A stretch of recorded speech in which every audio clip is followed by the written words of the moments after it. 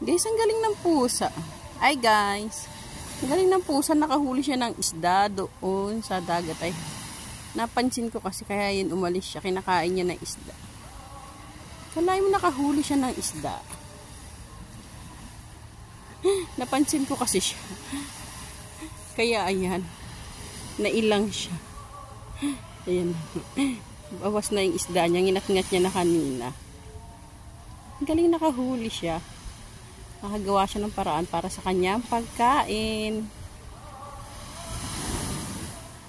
Yun lang guys. Naglalakad ako eh. Nakita ko lang siya kumakain. Ayan na siya.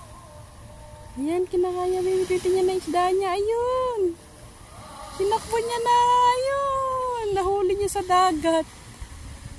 Wala na siya. Yun lang guys. Thanks for watching. Ayun na siya guys. Thank you for watching. Bye bye.